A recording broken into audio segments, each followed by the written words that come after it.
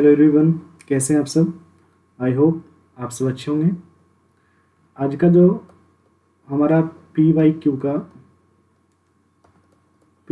का जो हमारा सीरीज है वो है वैदिक सभ्यता का।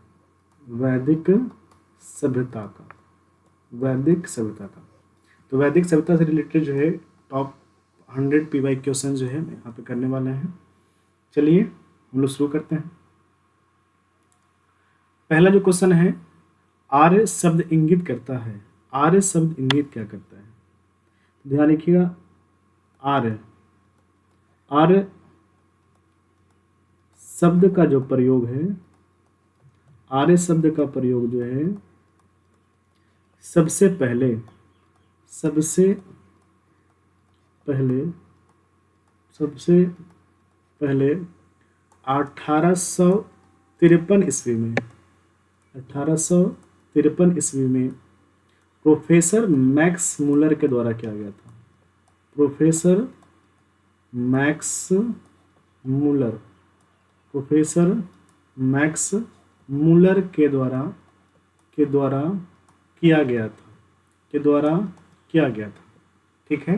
ये जो आप आर्य देख रहे हैं, जो आर्य जो शब्द है, इस शब्द का प्रयोग सबसे पहले कौन के थे? Professor Max Muller. कब के थे? 1853 ईस्वी में। इसका अर्थ पूछ रहा है, ध्यान रखिएगा। इसका अर्थ क्या होता है? आर्य का अर्थ क्या होता है? तो आर्य का अर्थ होता है श्रेष्ठ वर्ग। आर्य का अर्थ होता है श्रेष्ठ वर्ग। और क्या होता है? कुलीन वर्ग।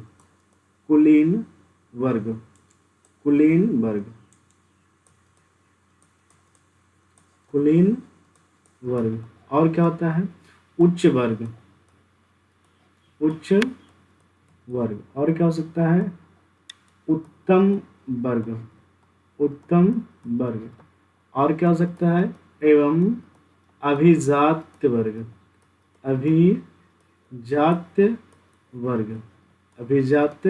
वर्ग। इतना सारा बात जो है, हालांकि सब एक ही शब्द है लेकिन अलग अलग तरह से फॉर्मेट लिखा हुआ है। आर्य का मतलब हो सकता है श्रेष्ठ वर्ग भी होता है, कुलीन वर्ग भी होता है, उच्च वर्ग भी होता है, उत्तम वर्ग भी होता है और अभिजात्य वर्ग भी होता है। ठीक है। तो यहाँ वही पूछ रहा है कि आर्य शब्द इंगित करता है, क्या करता है? निर्जाति समूह को, भाषा समूह को, या वरिष्ठ जन को, या श्रेष्ठ वंश को। तो ध्यान रखिएगा, ये हो जाएगा आपका श्रेष्ठ वंश को, क्योंकि श्रेष्ठ वर्ग आता है इसमें। ठीक है। तो प्लस IAS प्री 2022 में और यूपी PCS प्री 2023 में पूछा गया है। ठीक है। और भी बातें हैं, थोड़ा सा चर्चा कर देते हैं हम आपको। ध्यान रखिएगा, यहाँ जो आर्य जो है, आर्य के बारे में लेकर जो है कुछ विद्वानों के बीच मतभेद है। आर्य के आगमन लेकर के कुछ का मानना है कि आर्य जो है आपका मध्य एशिया से आए थे, कुछ का मानना था कि आर्य जो है आपका उत्तरी ध्रुव से आए हैं, कुछ का मानना था कि तिब्बत से आए हैं, कुछ का मानना जर्मनी से आए हैं।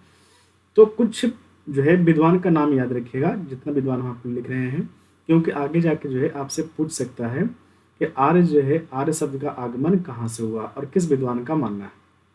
तो चलिए 6-7 को हम आपको लिख देते हैं, है ना। है तो बहुत सारा है लेकिन जो इम्पोर्टेंट हम आपको बहुत सारा लिख देते हैं। ठीक है। आइए, पहला याद रखिएगा, प्रोफेसर मैक्स मूलर का नाम है। प्रोफेसर मैक्स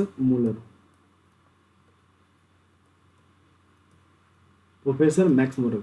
इस वीडियो को जो है आप 1.25x पे देखिएगा, आपको जो है थोड़ा सा फीलिंग बेटर लगेगा। ठीक है। ऐसा आप लोगों को लगेगा कि बहुत स्लो चल रहा है। चलिए, प्रोफेसर मैक्स मूलर का मानना था कि आर्य जो है कहाँ से आया था? मध्य एशिया से आया था। मध्य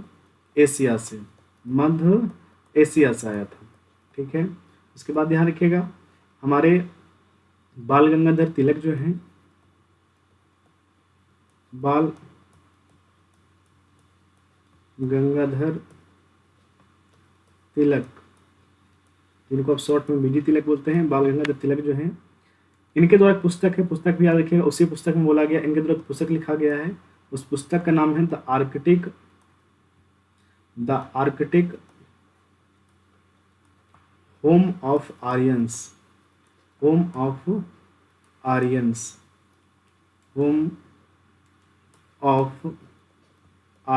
इसी पुस्तक में जो है बाल गंगाधर तिलक जो है, इनको बताए हैं कि ये जो है आपका उत्तरी ध्रुव से आया है। उत्तरी ध्रुव से आया है। ठीक है। तीसरा विद्वान का नाम याद रखिएगा, विद्वान का नाम लिखिएगा दयानंद सरस्वती, दयानंद सरस्वती, दयानंद सरस्वती। इनका मानना था कि आर्य जो है वो तिब्बत से आया है, तिब्बत से। आर्य जो कहाँ से आया है? तिब्बत से आया है। ठीक है। एक और विद्वान है जिनका नाम है पैनका व हर्ट। इनका मानना था कि आर्य जो है आपका जर्मनी से आया है। कहाँ से आया है? जर्मनी से आया है। एक विद्वान है आपका गाइल्स, गाइल्स, गाइल्स का मानना था कि आपका जो आर्य है, आर्य जो है वो आपका हंगरी से आया है। कहाँ से आया है? हंगरी से, हंगरी से आया है, हंगरी से आया है। एक और विद्वान याद रखिएगा, इनका नाम है अविनाश चंद्र दास, अविनाश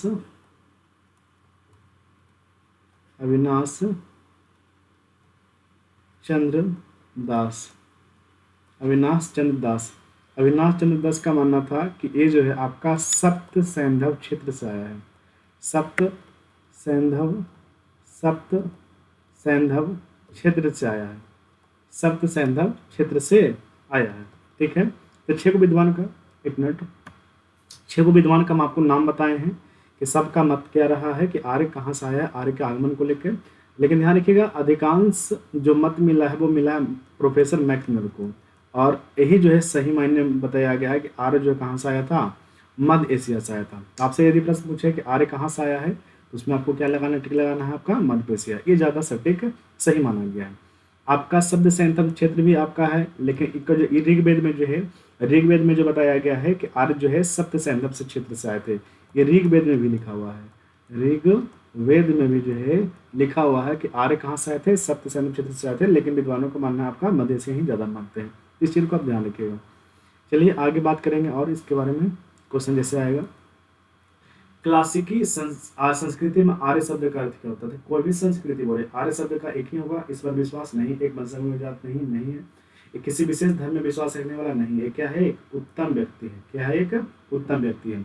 जितना भी यहाँ जो हम शब्द लिखे हैं, श्रेष्ठ वर्ग हो गया, कुलीन वर्ग हो गया, उच्च वर्ग हो गया, उत्तम वर्ग हो गया, है ना, अभिजात वर्ग हो गया, इस सारा को याद रखिएगा, है ना। अलग अलग फॉर्म में पूछा, जैसे यहाँ बोल दिया श्रेष्ठ वंश, यहाँ को बोल दिया है श्रेष्ठ वंश, और यहाँ देखिए बोल रहा है उत्तम वंश। तो सारा जितना भी शब्द लिखो याद रखिएगा, सबका मतलब एक ही से में। नेक्स्ट आइएगा, सबसे पुराना वेद कौन सा है? सबसे पुराना वेद कौन सा है? तो सबको पता है कि सबसे पुराना वेद कौन सा है, तो हमारा है आपका ऋग्वेद।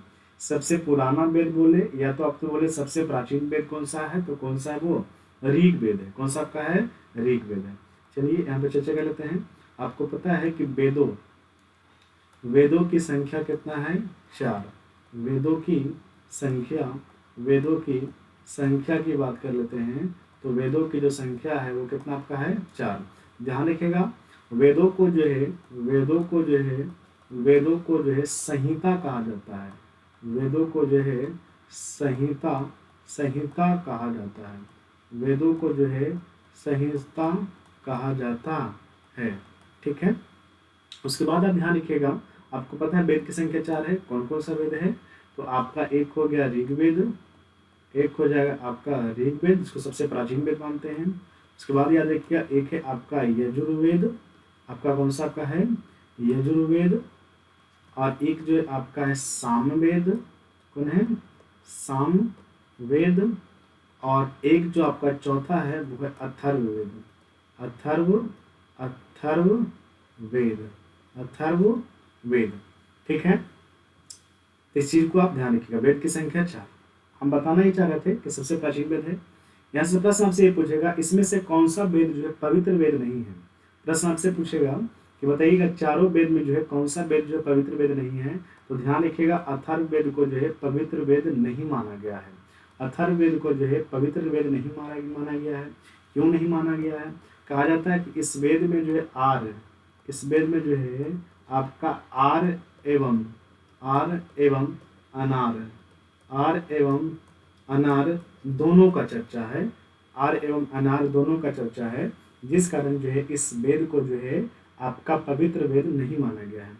आर्य का मतलब जो है ध्यान रखिएगा, आर्य का मतलब जो है, आर्य का मतलब जो है श्रेष्ठ वंश से संबंधित है। श्रेष्ठ वंश के अलावा जो है और भी निम्न वंश का भी बारे में जानकारी है, जिस कारण जो है इस वेद को पवित्र वेद नहीं मानते हैं।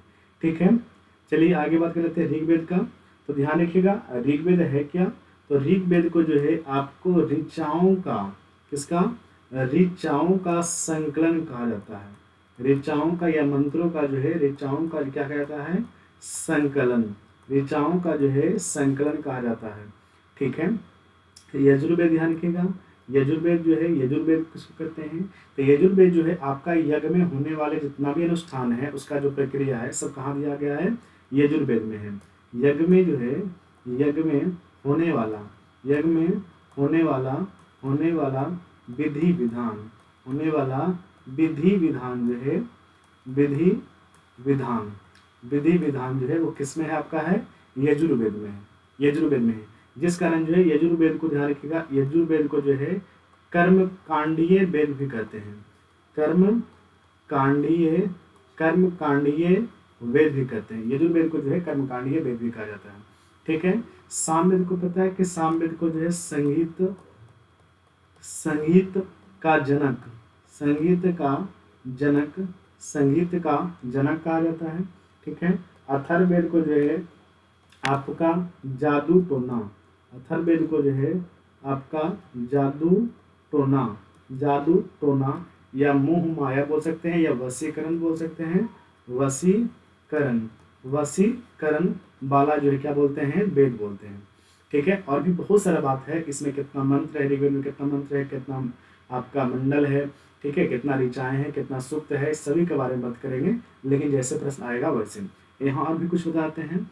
यहाँ से प्रश्न एक और आएगा, किस पूछेगा इसमें कि बताइएगा इसमें कौन सा वेद जो है वेद त्रयी में नहीं आता है? तो ध्यान रखिएगा, ऊपर के जो 3 वेद हैं, ऋग्वेद, यजुर्वेद, सामवेद को जो है आपका वेद त्रयी बोला जाता है। वेद त्रयी, वेद त्रयी यहाँ लिख देते हैं आपको। ऊपर के जो 3 वेद हैं, ऊपर के जो 3 वेद हैं, यजुर्वेद, ऋग्वेद, यजुर्वेद, सामवेद जो है इसको जो है वेद त्रयी कहते हैं, वेद त्रयी कहा जाता है। ठीक है, लेकिन आपसे भी प्रश्न पूछेगा कि निम्नलिखित में से कौन सा वेद जो है जिसमें वेद त्रयी नहीं है? तो आपका अथर्ववेद नहीं है, क्योंकि ऊपर का 3 ही वेद जो है जिसको क्या बोलते हैं हम लोग? वेद त्रयी बोलते हैं। चलिए ठीक है, आगे बढ़ते हैं। हाँ देखिए, आ ही गया कि त्रयी नाम है, त्रयी नाम है क्या है? 3 वेदों का, धर्म संग युद्ध का, 3 धर्म के 3 देवताओं का, 3 मौसमों का। तो ध्यान रखिएगा क्या है ये? 3 वेदों का। इसका है 3 वेदों का। और 3 वेदों में कौन कौन सा 3 वेद आपको बताए थे? तो ऊपर के 3 वेद, ऊपर के 3 वेद यानी कौन सा वेद? ऋग्वेद, आपका यजुर्वेद, यजुर्वेद, और एक हो जाएगा आपका सामवेद, और कौन हो जाएगा आपका? सामवेद, और कौन हो जाएगा आपका? सामवेद। ठीक है, अच्छा आप सब बोले कि सबसे बाद का वेद, तो किसको बताना? सबसे बाद का वेद कौन हो जाएगा आपका? अथर्ववेद। कौन हो जाएगा आपका? अथर्ववेद। सबसे बाद का वेद कौन सा है? अथर्ववेद। या सबसे आधुनिक वेद कहेगा तो कौन सा जाएगा आपका? हो जाएगा अथर्ववेद हो जाएगा। कौन सा जाएगा आपका? अथर्ववेद हो जाएगा। इस चीज को आप ध्यान रखिएगा। ठीक है, आगे प्रश्न आ जाएगा, सब पीछे से कर लेंगे।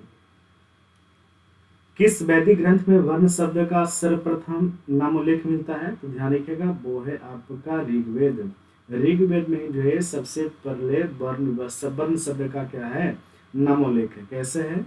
ध्यान रखिएगा, आपको पता है कि हमारा जो ऋग्वेद है, हमारा जो ऋग्वेद है इसमें जो है आपका 10 मंडल है, 10 मंडल है, आपका 1028 सूक्त है, 1028 सूक्त है, और 10,580 ऋचाएं हैं। 10,580 जो हैं ऋचाएं हैं। अब ध्यान रखिएगा, लूसेंट जब पढ़िएगा, तो उसमें जो मिलेगा आपको ऋचाएं जो मिलेगा 10,462, 10,462 लूसेंट में मिलेगा। हुआ क्या है, इसमें जो है आपका 118 जो आपका ऋचाएं हैं वो क्या आपका है? रिपीट हुआ है। 118 ऋचाएं क्या हुआ था? रिपीट। ये मूल है, जो आपका जो लूसेंट में देता है वो मूल ऋचाएं हैं, लेकिन 118 जो ऋचाएं हैं मंत्र जो एक बार फिर से रिपीट हुआ था उसी में रिपीट हुआ है, जिस कारण पूरा ऋचाएं की संख्या कितना है? 10,580। तो ऑप्शन ऑप्शन के अनुसार देखिएगा, आप काम करिएगा। यदि मूल देगा तो आपका इतना है, उसमें जो आपका जो रिपीट हुआ वो भी दे दे तो उसका रिचाएँ की संख्या हो जाएगा 10/580।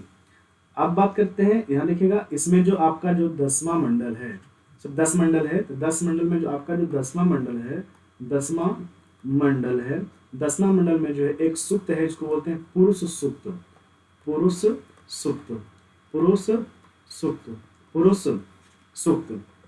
ठीक है, 10वां मंडल में ही जो है तो आपका है पुरुष सूक्त है, और इस पुरुष सूक्त में ही जो है सबसे पहले किसका चर्चा है, वर्ण व्यवस्था का। किसका आपका है, वर्ण व्यवस्था का। आगे जाके पूछेगा केमा मंडल में है, तो हो जाएगा आपका 10वां मंडल में वर्ण व्यवस्था का। वर्ण व्यवस्था में क्या क्या आता है, आपको पता है कि आपका कितना वर्ण है, तो आपका वर्ण जो है वो 4 है। कितना है, 4। कौन कौन वर्ण है, वो आपका है ब्राह्मण है, और कौन सा है, क्षत्रिय है, क्षत्रिय है, क्षत्रिय है, और कौन सा है, वैश्य, वैश्य, और चौथा कौन सा आपका है, वो हो जाएगा शूद्र। कौन हो जाएगा आपका, शूद्र। यही 4 को क्या है आपका, वर्ण है।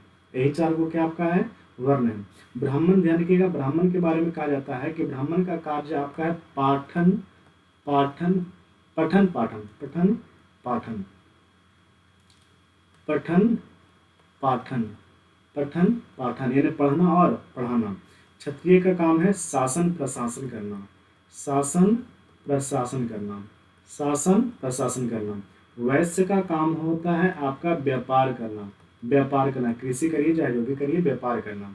ठीक है, आपका शूद्र का काम होता है ऊपर के तीनों वर्णों की सेवा करना, ऊपर के तीनों वर्णों की सेवा करना होता है।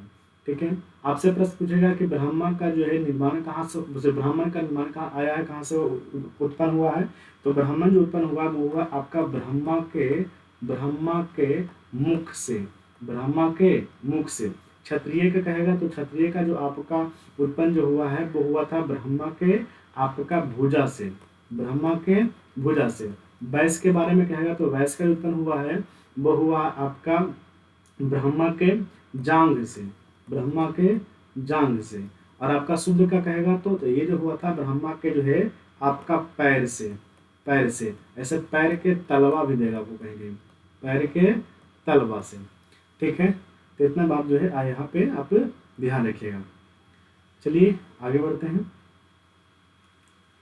वर्ण व्यवस्था से संबंधित पुरुष सूक्त मूलतः पाया जाता है। अभी बात कर रहे थे पुरुष सूक्त किस में पाया जाता है, तो पुरुष सूक्त जो आपका किस में है, वो ऋग्वेद में है। किस में है, ऋग्वेद में। पुरुष सूक्त किस में है, ऋग्वेद में है। और इस पुरुष सूक्त में जो आपका वर्ण व्यवस्था है। ठीक है, प्रश्न एक और पूछ सकता है यहाँ से जो है एक प्रश्न और पूछता है कि शूद्र जो है, शूद्र का उल्लेख जो है सबसे पहले किस वेद में है, शूद्र का उल्लेख सबसे पहले किस वेद में है, तो यहाँ भी आपको बताना है ऋग्वेद है, ऋग्वेद ही। ये पूछा भी प्रश्न है कि शूद्र का उल्लेख सबसे पहले किस वेद में है, वो ऋग्वेद में ही है। चलिए आगे बढ़ते हैं। सुमेलित, ये प्रश्न जो है पूरा नहीं है, पूरा नहीं, फिर यहाँ से मिल जाएगा आपको। अथर्ववेद कहेगा तो बलिदान विधि हो जाएगा आपका, ऋग्वेद कहेगा तो ईश्वर की महिमा, लेकिन आपके इसका 2 ऑप्शन नहीं है, क्वेश्चन थोड़ा गलती है। ऋग्वेद है, ऋग्वेद है तो अभी तो बताए थे ऋग्वेद क्या है, तो ऋग्वेद क्या आपका स्रोतों का संकलन, शब्दों का संकलन, कथाओं का संकलन, हिंदू संकलन।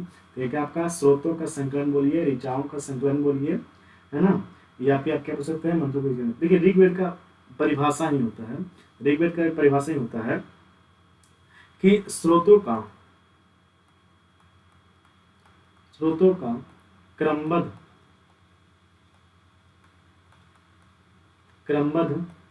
संग्रह ऋग्वेद कहलाता है, ऋग्वेद कहलाता है, ऋग्वेद कहलाता है, ऋग्वेद कहलाता है। इसका परिभाषा ही होता है कि स्रोतों का क्रमबद्ध संग्रह क्या कहलाता है, ऋग्वेद कहलाता है। तो स्रोत हो गया, ये हो गया, स्रोतों का संकलन हो गया। चलिए नेक्स्ट बात करते हैं। ऋग्वेद में कौन सा मंडल पूर्णतः सोम को समर्पित है, तो ध्यान रखिएगा। अभी हम आपको बताया है कि ऋग्वेद में कितना मंडल था, तो ऋग्वेद में जो है आपका 10 मंडल है। ऋग्वेद में कितना मंडल है, 10 मंडल है। और सबका चर्चा करते हैं। यदि आप ये जानना चाहते हैं कि ऋग्वेद के 10वां मंडल कौन सा है और 10वां मंडल का रचयिता कौन है, तो भी हम आपको बता देंगे।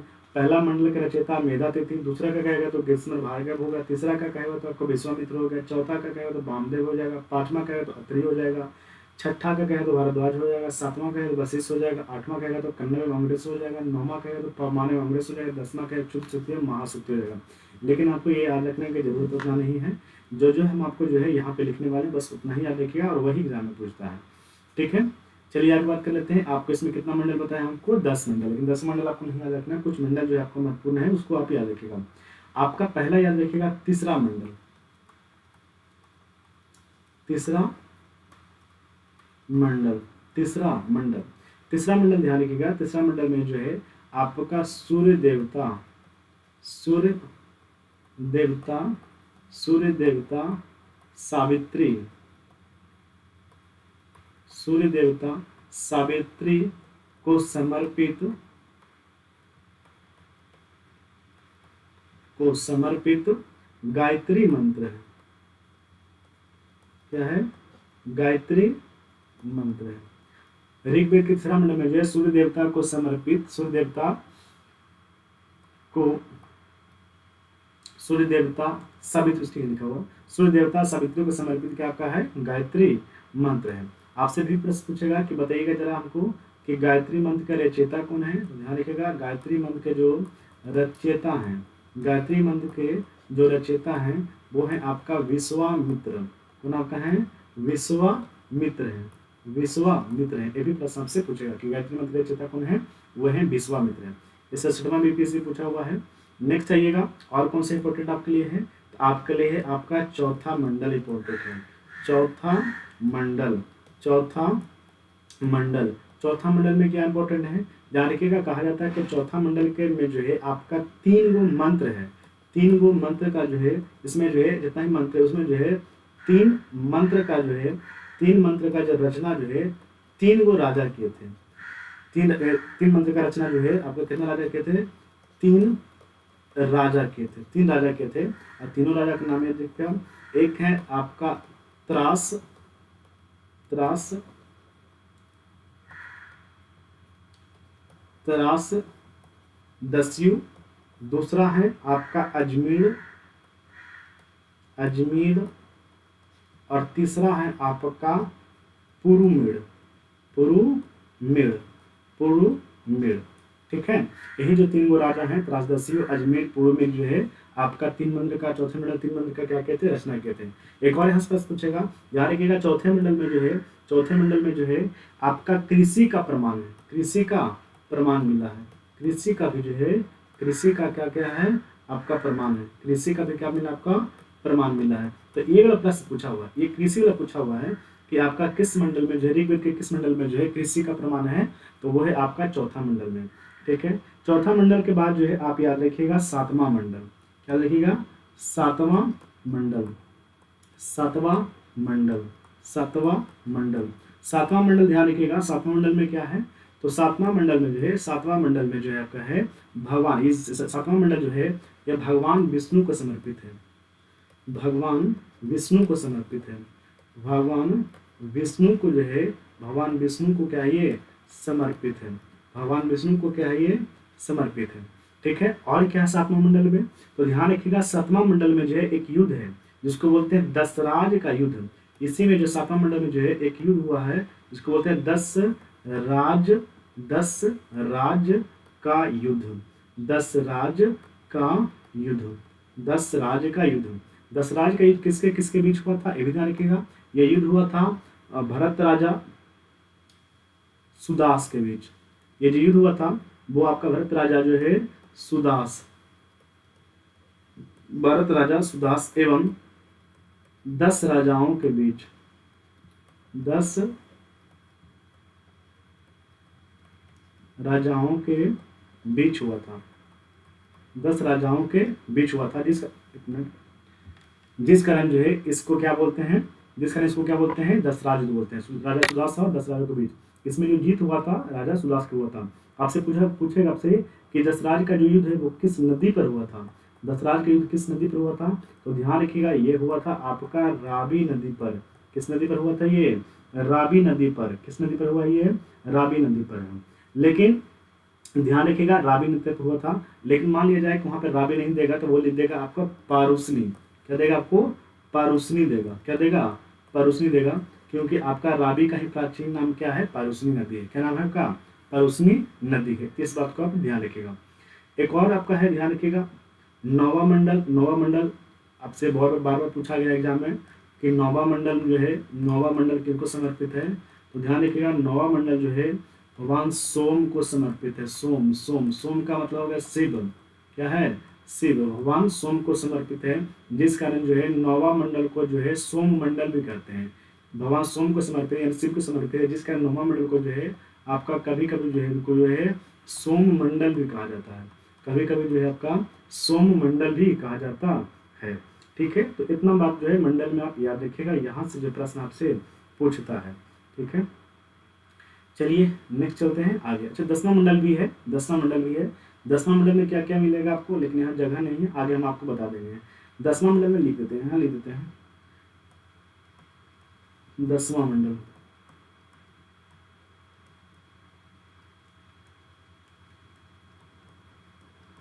ध्यान रखिएगा, 10वां मंडल जो है इसमें आपका पुरुष सूक्त है,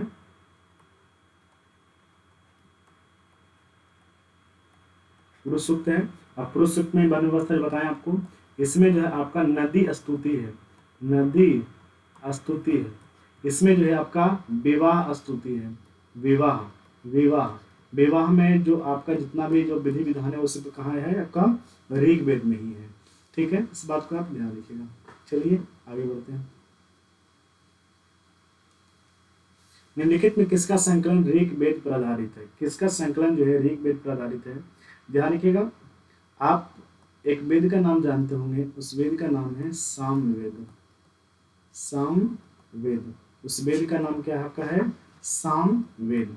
और सामवेद को क्या बोलते हैं हम लोग?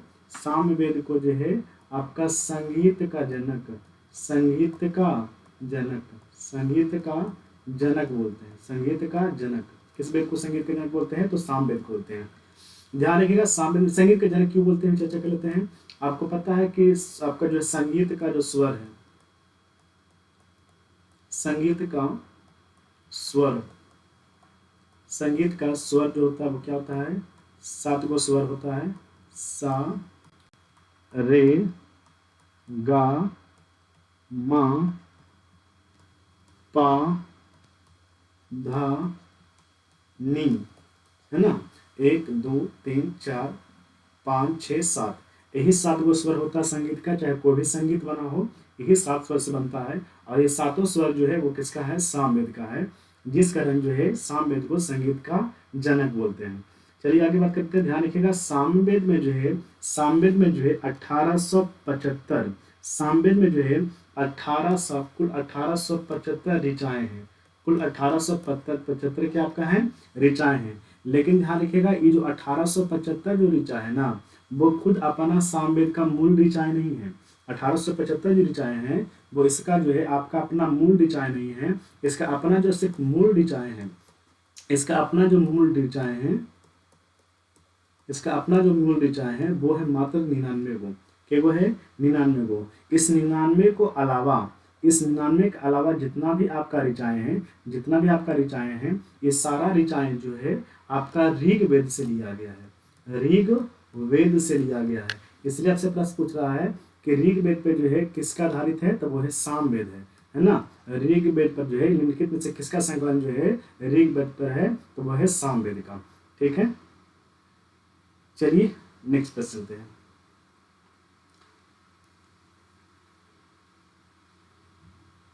भारत के किस स्थल की खुदाई लौह धातु के प्रचलन के प्राचीनतम प्रमाण मिले हैं? लौह, तो कल भी प्रश्न आया था, है ना? प्रश्न ये कल आया था, तो ध्यान रखिएगा, लौह धातु का जो प्राचीनतम प्रमाण जो मिला है, कल का क्वेश्चन इसमें गया है, वो मिला अतरंजी खेड़ा से। कहाँ से मिला आपका? अतरंजी खेड़ा से।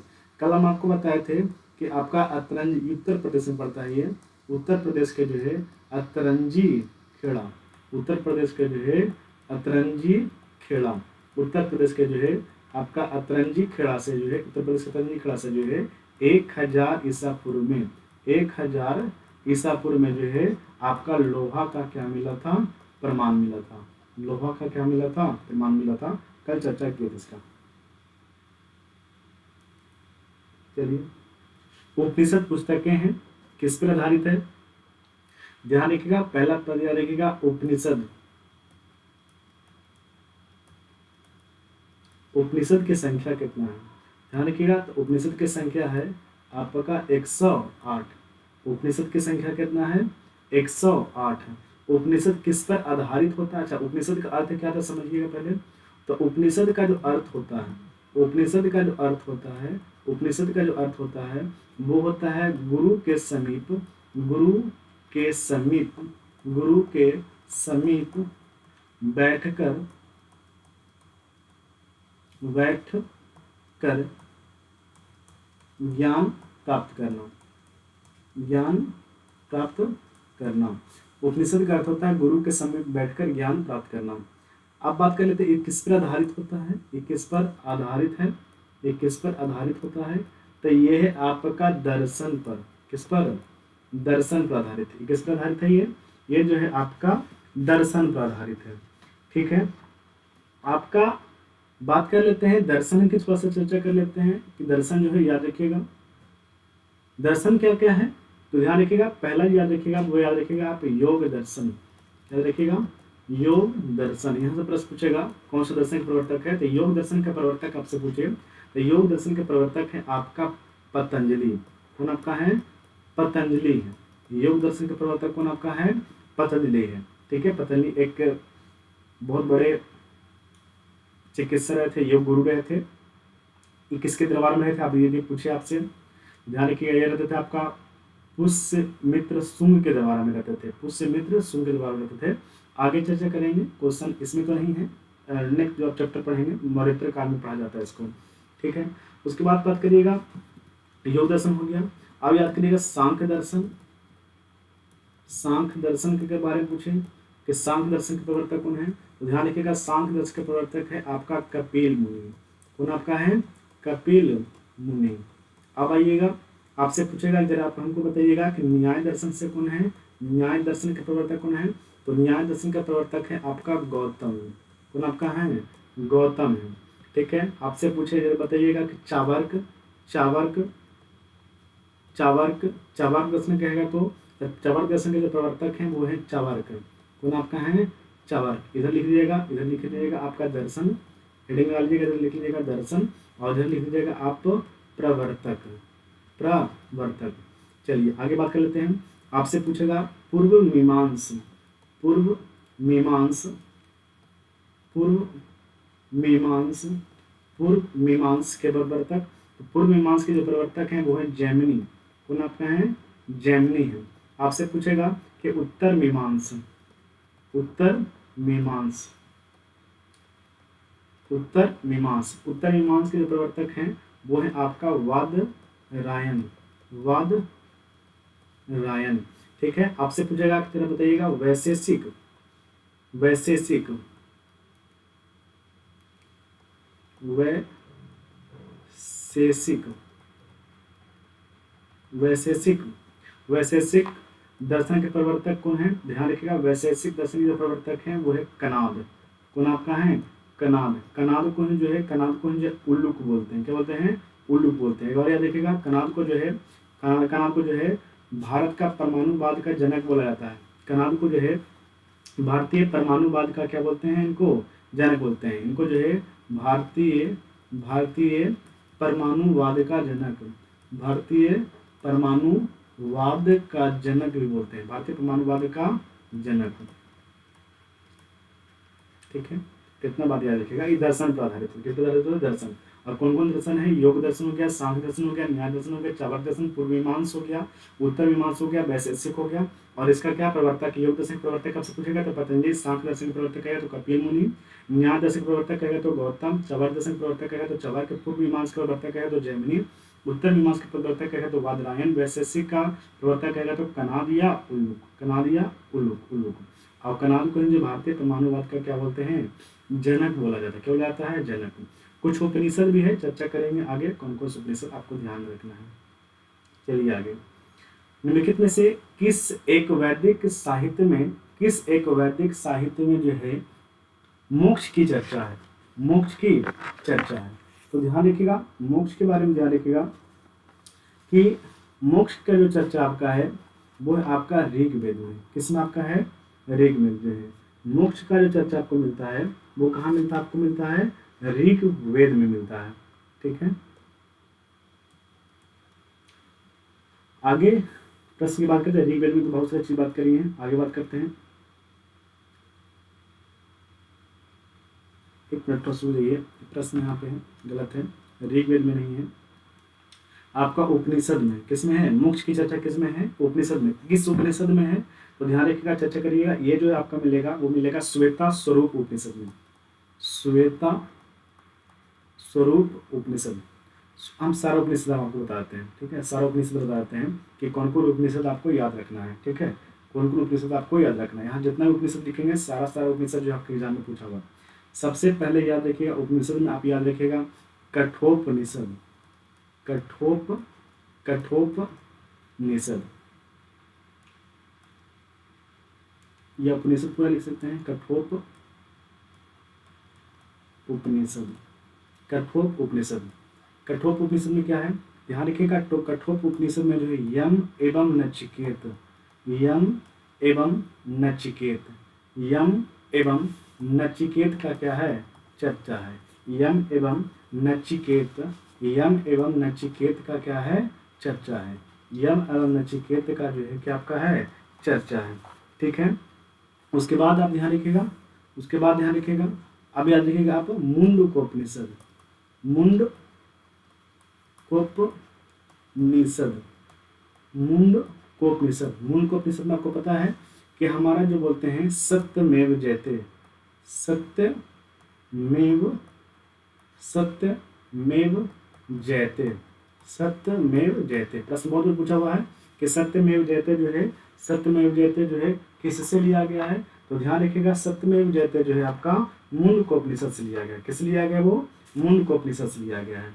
ठीक है, और याद रखिएगा, क्या रखिएगा? याद रखिएगा श्वेता स्वरूप, श्वेता स्वरूप, श्वेता स्वरूप उपनिषद, श्वेता स्वरूप उपनिषद।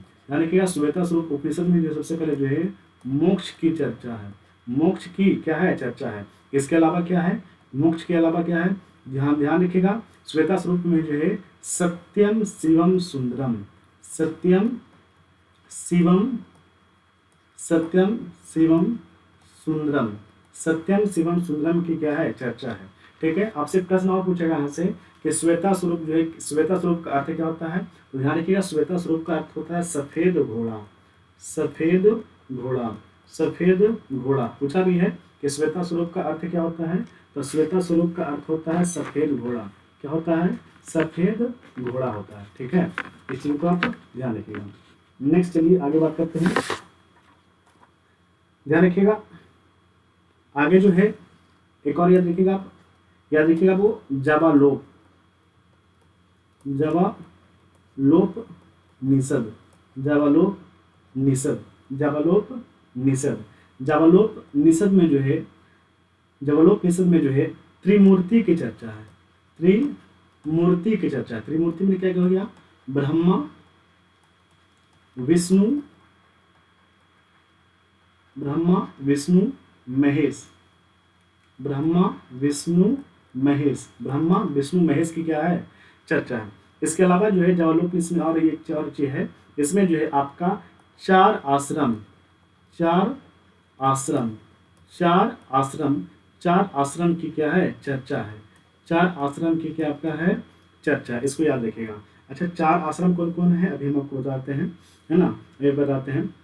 उसके बाद याद रखिएगा, यदि आपसे पूछा जाए, यदि आपसे पूछा जाए कि जरा आपको बताइएगा कि सबसे प्राचीन उपनिषद कौन सा है, तो सबसे प्राचीन उपनिषद जो है वो है आपका बृहद, बृहद, बृहद, बृहद नारायण, बृहद नारायण। सबसे प्राचीन उपनिषद कहेगा तो कौन हो जाएगा आपका? बृहद नारायण उपनिषद जो है सबसे प्राचीन उपनिषद है।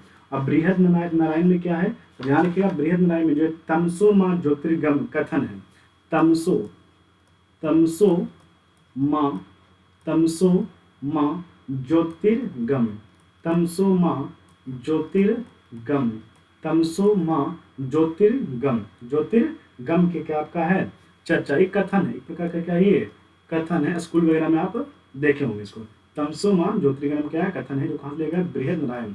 और बृहद नारायण जो है आपका सबसे प्राचीन उपनिषद है।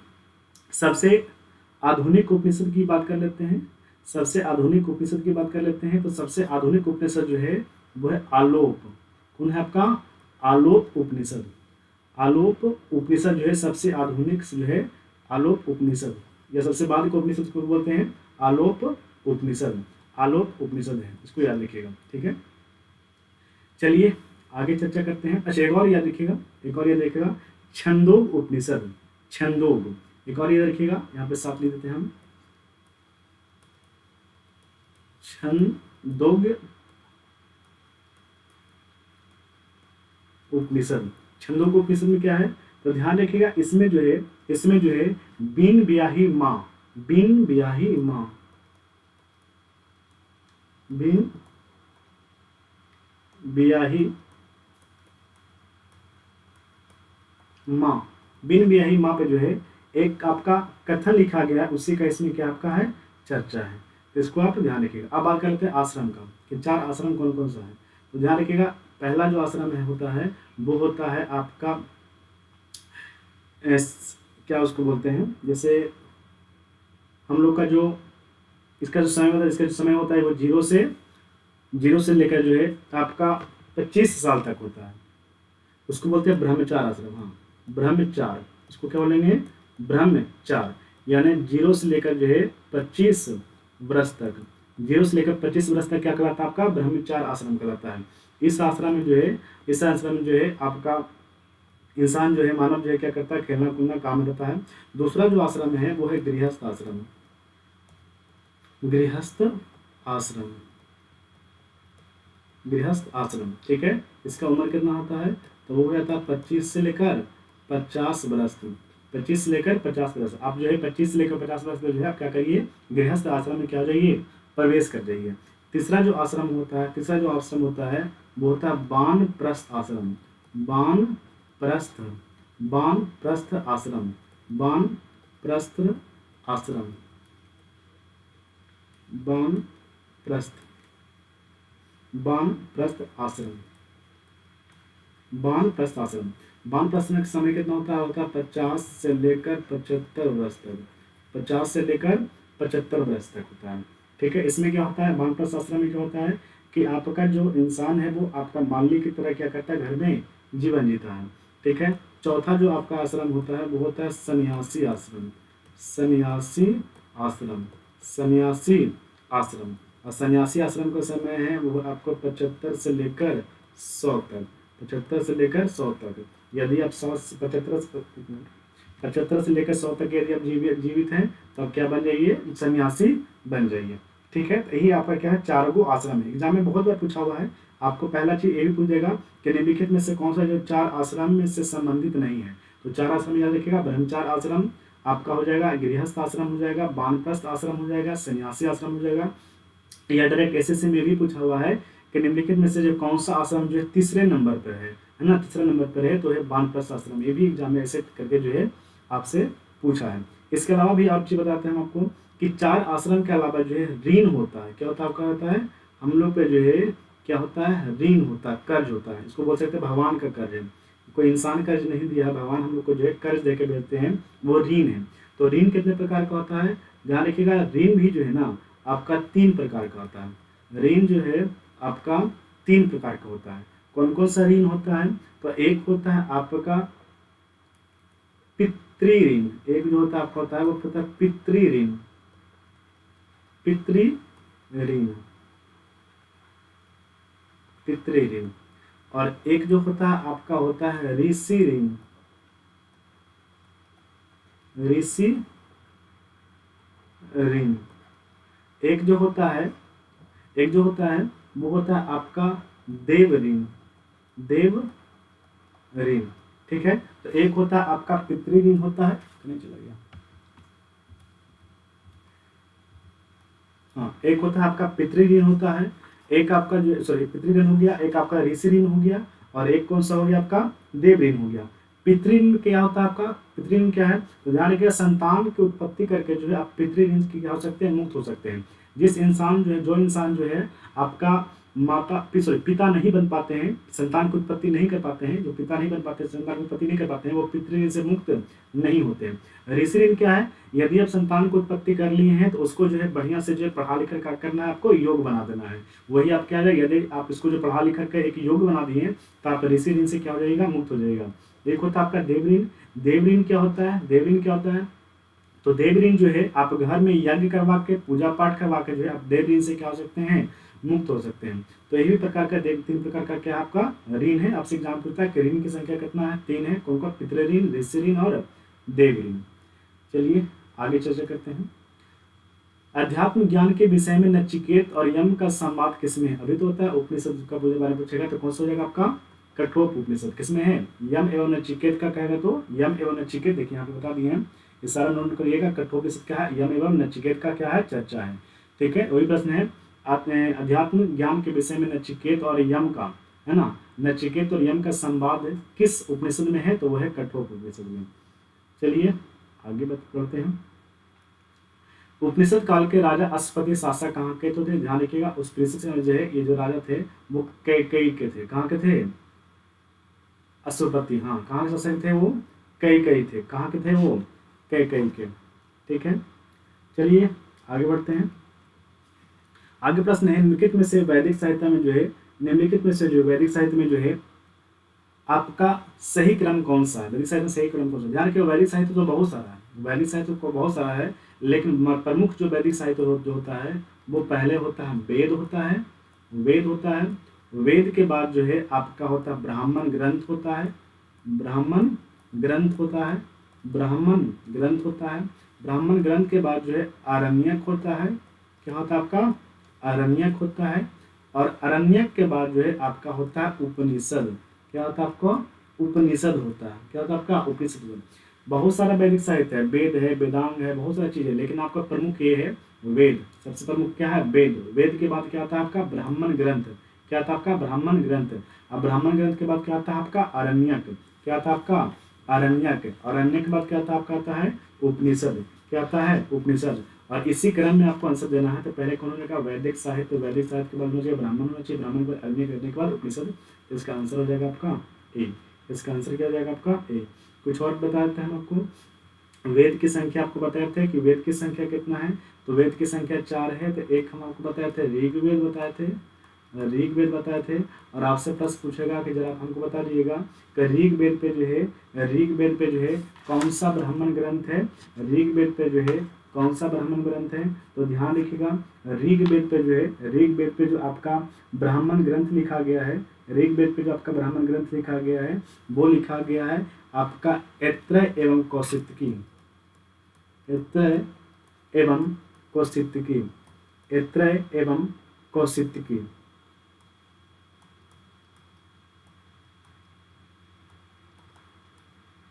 ऐत्रेय एवं कौशितकी। दूसरा याद देखिएगा, दूसरा कौन सा आपका है, यजुर्वेद। दूसरा कौन सा आपका है, यजुर्वेद। यजुर्वेद पे कौन सा ब्राह्मण ग्रंथ लिखा गया है, इस बात को ध्यान रखिएगा। तो यजुर्वेद पे जो लिखा गया है वो लिखा गया तैत्रेय, तैत्रेय। क्या लिखा गया आपका, तैत्रेय लिखा गया है ना। आपका सामवेद पे कहेगा कि सामवेद पे कौन सा ब्राह्मण ग्रंथ लिखा गया है, तो सामवेद पे लिखा गया है, वो लिखा गया है आपका सतपथ, सतपथ, सतपथ। ठीक है। आपका चौथा जो है वो आपका कौन सा है, अथर्ववेद। अथर्ववेद पे कौन सा ब्राह्मण ग्रंथ लिखा गया है, तो वो लिखा गया है आपका पंचविश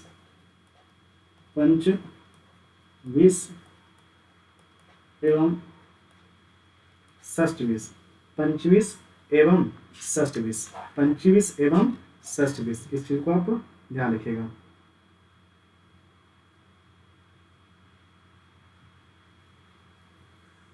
नेक्स्ट प्रश्न की ओर बढ़ते हैं। नेक्स्ट प्रश्न जो है वह है, आरंभिक वैदिक साहित्य में सर्वाधिक वर्णित नदी कौन है, तो वह है आपका सिंधु नदी में। सबसे ज्यादा जो है आपका वर्णित नदी है वो है सिंधु। ध्यान रखिएगा, आर्यों का जो है, आर्यों का आर्यों का जो पवित्र नदी है, आर्यों का जो है आपका जो पवित्र नदी है, आर्यों का जो पवित्र नदी है वो है सरस्वती नदी। सरस्वती नदी आर्यों की सबसे पवित्र नदी माना जाता है। किसको माना जाता है? आपका सरस्वती नदी को माना जाता है। लेकिन आपका ध्यान रखिएगा, सबसे प्रमुख नदी कहेगा तो, लेकिन आप कहेगा कि आर्यों का जो है प्रमुख नदी कौन सा है, प्रमुख नदी कौन सा है, तब वो है आपका सिंधु। कौन सा नदी है आपका? सिंधु नदी है। अब वर्णित की बात कर लेते हैं। वर्णित सबसे ज्यादा वर्णित किसका होता है? सिंधु का। ध्यान रखिएगा, आपसे पूछता है कि गंगा का वर्णित कितना बार है, गंगा का वर्णित कितना बार है, तो गंगा को उल्लेख जो है एक बार हुआ है। यमुना के बारे में बोलता है कि यमुना को उल्लेख कितना बार हुआ है, ध्यान रखिएगा यमुना को उल्लेख जो है 2 बार हुआ है। कितना बार हुआ है? 2 बार। और सबसे ज्यादा उल्लेख कहेगा तो सबसे ज्यादा उल्लेख कहेगा तो सबसे ज्यादा जो उल्लेख हुआ है वो हुआ सिंधु का। कितना हुआ है? सिंधु का। चलिए आगे बढ़ते हैं। वैदिक नदी अस्कनी की पहचान कीजिए। ब्यास, रावी, झेलम और चिनाब। यहाँ पे जो है आपको नदी याद रखना है। हम आपको बहुत सारा जो है हम आपको नदी लिख देते हैं। उस नदी को जो क्या करिएगा आप ध्यान रखिएगा, क्योंकि आपसे पूछेगा कि आपका जो है इसमें से कौन सा नदी जो है इसका प्राचीन नाम क्या है, प्राचीन नाम क्या है। जैसे अस्कनी की बात कर लेते हैं। किसका बात कर लेते हैं? अस्कनी का। तो अस्कनी का जो प्राचीन नाम है वो है चिनाब। क्या आपका है? चिनाब है। ठीक है, तो नदी याद रखिएगा। इसके लिए लिख देते हैं आपका आधुनिक नदी। ठीक, आधुनिक नदी नहीं थी, आधुनिक नाम। इधर लिखिएगा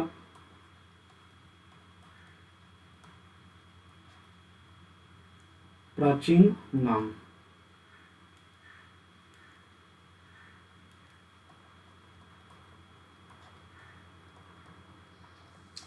इधर लिखिएगा आधुनिक नाम, इधर लिखिएगा प्राचीन नाम। चलिए, आधुनिक नाम में पहला बात करते हैं रावी। रावी रावी को प्राचीन जो नाम है वो है आपका परुसनी। क्या नाम है उसका? परुसनी। उसके बाद याद रखिएगा झेलम। झेलम का जो प्राचीन नाम है वो है बितस्ता। पूछता भी है, याद रखिएगा सब। तीसरा याद रखिएगा ब्यास। ब्यास को जो है बितस्ता बोलते हैं। क्या? सॉरी, ब्यास को जो है बिपाशा। ब्यास को क्या बोलेंगे? बिपाशा। ब्यास को क्या बोलेंगे? बिपाशा बोलेंगे। ठीक है, उसके बाद आप याद रखिएगा चिनाब। चिनाब को क्या बोलेंगे? अभी तो लिखिए, चिनाब को जो है अस्किनी बोलते हैं। चिनाब को क्या बोलते हैं? अस्किनी। चिनाब को जो है अस्किनी बोलते हैं। ठीक है, पांचवा आप याद रखिएगा सतलज। सतलज सतलज सतलज को क्या बोलते हैं? तो सतलज को जो है सतुद्री बोला जाता है। सतुद्री। सतुद्री। उसके बाद आप याद रखिएगा गंडक। गंडक, आधुनिक नाम गंडक, और उसको प्राचीन नाम क्या है? तो गंडक जो है सदा नीरा बोलते थे। सदा नीरा। सदा नीरा। उसके बाद आप याद रखिएगा सोहन। सोहन। सोहन को जो है सुसोमा बोला जाता था। सुसोमा। सुसोमा। ठीक है, उसके बाद याद रखिएगा घग्गर। घग्गर। घग्गर को जो है आपका सरस्वती भी बोलते थे। क्या बोलते थे इसको?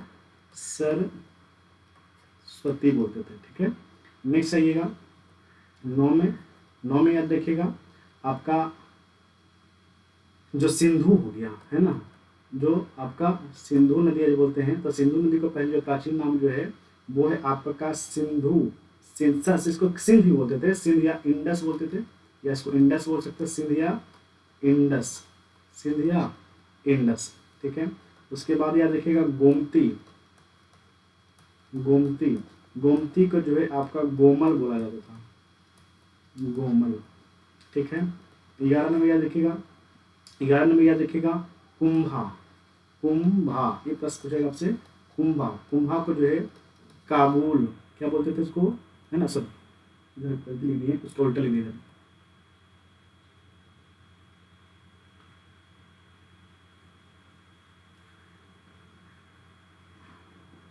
इधर लिखिएगा पहले आप काबुल, इसका आधुनिक नाम क्या है आपका है काबुल है। काबुल का प्राचीन नाम है आपका कुंभा है, इधर लिख देते हम कुंभा है, ठीक है। उसके बाद आप याद रखिएगा कुर्रम।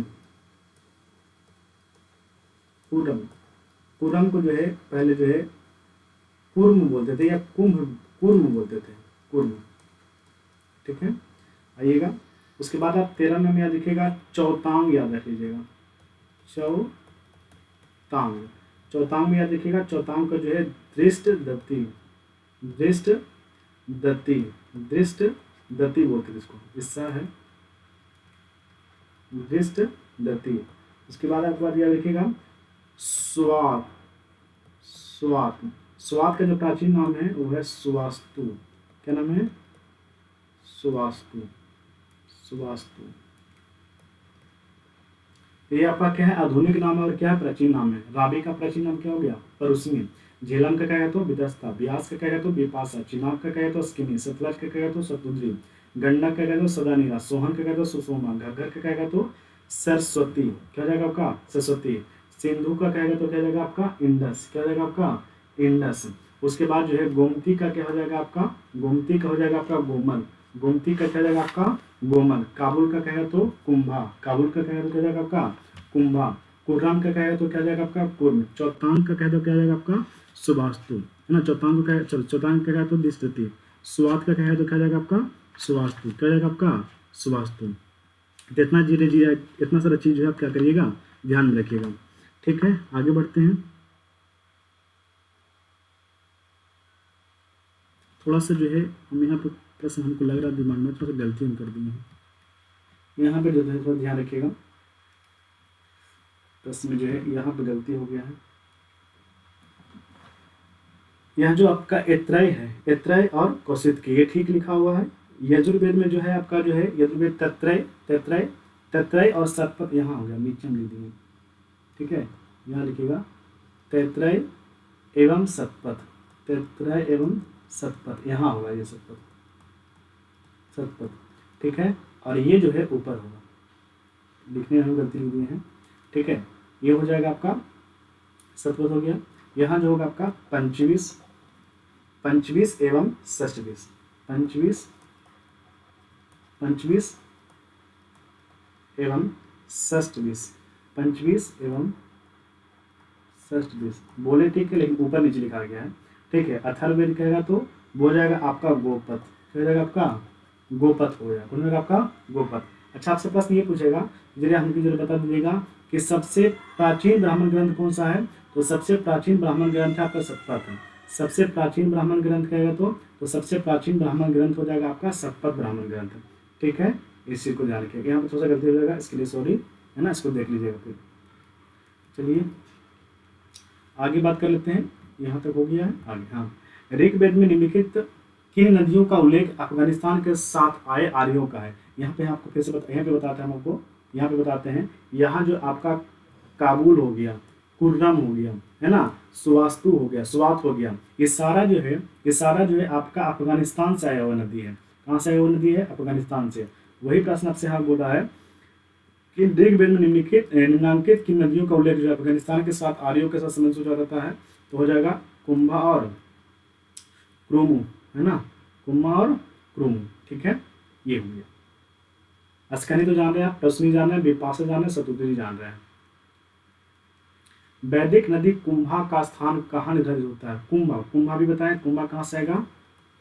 आपका अफगानिस्तान से। फिर से हम आपको दिखाते हैं, यहाँ जितना भी नदी है, चाहे वो कुंभा हो चाहे कुर्रम हो, आपका ये सब जो है सब नदी को याद कर लीजिएगा। देखिए बार बार नदी पूछ रहा है, ठीक है, सारा पूछा हुआ है, इसमें जो है नहीं लिखे हैं कि कब पूछा हुआ है, थोड़ा सा मिस्टेक हो गया यहाँ पे।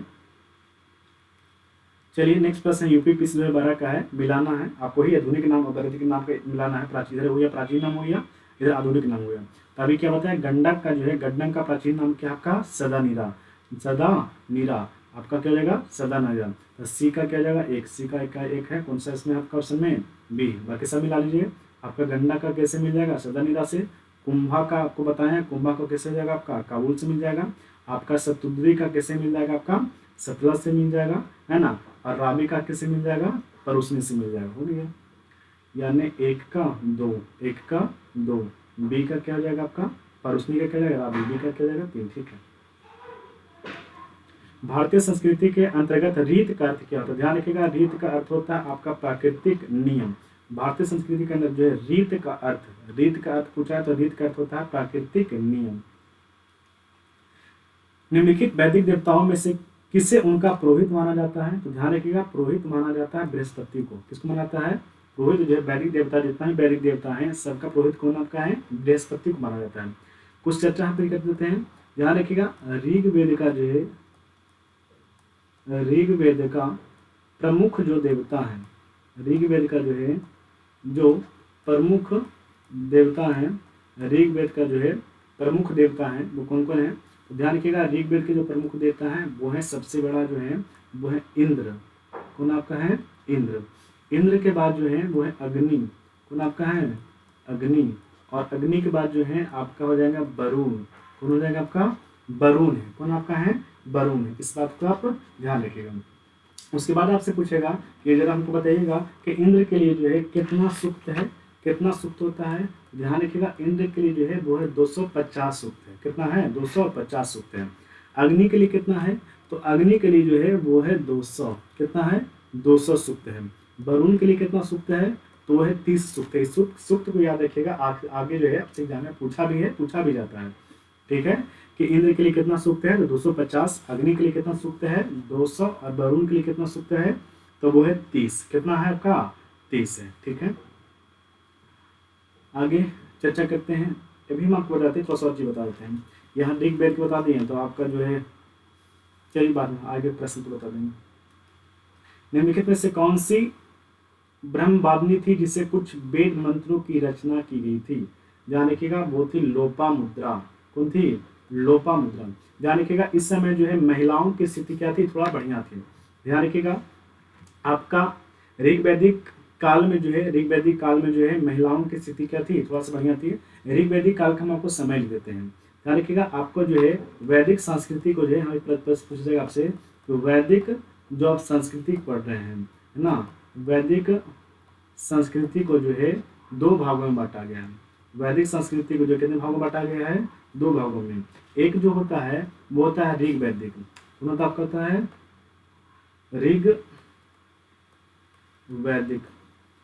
ऋग्वैदिक काल। संस्कृत कितने काल में बांटा गया, 2 काल में बांटा गया है। एक हो जाएगा ऋग्वैदिक काल और एक हो जाएगा आपका उत्तर वैदिक काल। उत्तर वैदिक काल, इसका यह समय याद रखिएगा, इसका समय टोटल नहीं देते यहाँ पे। इसका जो समय होता है वो होता है 1500 ईसा पूर्व से लेकर 600 ईसा पूर्व, ठीक है। तो ऋग्वैदिक काल कितना हो जाएगा, तो ऋग्वैदिक काल होता है वो होता है 1500 ईसा पूर्व से लेकर 1000 ईसा पूर्व। उत्तर वैदिक काल का समय कहेगा तो हो जाएगा आपका 1000 ईसा पूर्व से लेकर 1000 ईसा पूर्व से लेकर ये हो जाएगा आपका 600 ईसा पूर्व। यानी 1500 से लेकर खैर को ऋग्वैदिक काल बोलते हैं, और आपका जो है 1000 से लेकर 600 को क्या बोलते हैं, आपका उत्तर वैदिक काल बोलते हैं, ठीक है। तो कहा जाता है कि उत्तर वैदिक काल में जो है महिलाओं की स्थिति बढ़िया थी। महिलाओं की स्थिति क्या थी, बढ़िया थी। इस समय जो महिलाएं जो थी, इसमें महिलाएं जो है आपका बढ़िया स्थिति में थी। और कुछ विद्वान जो महिला भी थी, जिस विद्वान महिला का जो है नाम हमको लिख देते हैं। एक नाम है आपका अपाला, क्या नाम का है, अपाला। एक आपका जो नाम है ना, एक जो नाम आपका है लोपामुद्रा। एक जो नाम आपका है वो है विश्वासा। एक जो आपका नाम है वो है घोषा, क्या नाम है, घोषा, ठीक है। एक जो नाम है आपका गार्गी, कौन आपका है, गार्गी, ठीक है। और एक जो नाम आपका है मैत्रेयी, ठीक है। और इसमें जो है इतना जापाला हो गया, लोपामुद्रा का विश्वासा, घोषा, गार्गी जो है, मैत्रेयी, जो इस समय जो सबसे जो विद्वान महिला थी वो थी लोपामुद्रा। कौन थी, लोपामुद्रा। लोपामुद्रा के बारे में कहा जाता है कि लोपामुद्रा जो पति थे वो थे ऋषि अगस्त। ऋषि अगस्त के बारे में जो है दक्षिण भारत के इतिहास में पढ़ा जाता है कि ऋषि अगस्त का जन्म जो है काशी में हुआ था, लेकिन ऋषि अगस्त जो है आपका दक्षिण भारत में जाके बस गए थे और दक्षिण भारत में जो है दक्षिण भारत को क्या किया था, आर्यीकरण किए थे। और आप जब संगम काल पढ़े होंगे तो आपको वहाँ पे बताए होंगे कि 3 गो संगम काल हुआ है और प्रथम संगम काल का जो अधिकता किए थे वो ऋषि अगस्त किए थे।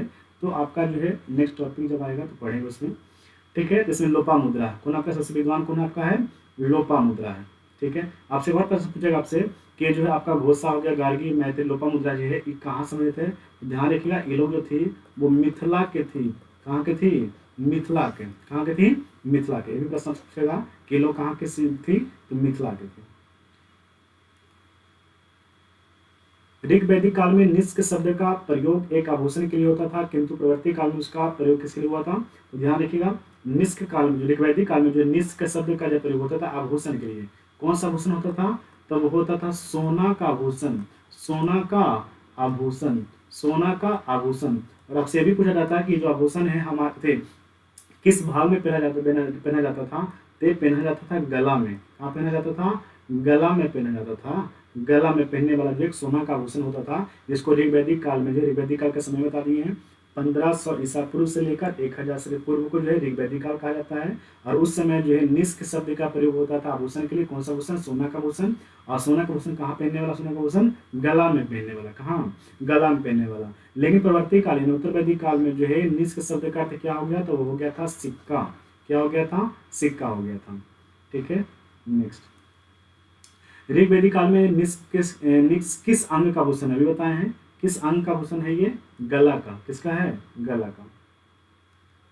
निम्नलिखित अभिलेखों में से कौन सा ईरान से भारत आए आर्यों के आने की सूचना देता है, ध्यान रखिएगा वो देता है आपका बोगाज कोई, कौन आपका है, बोगाज कोई है।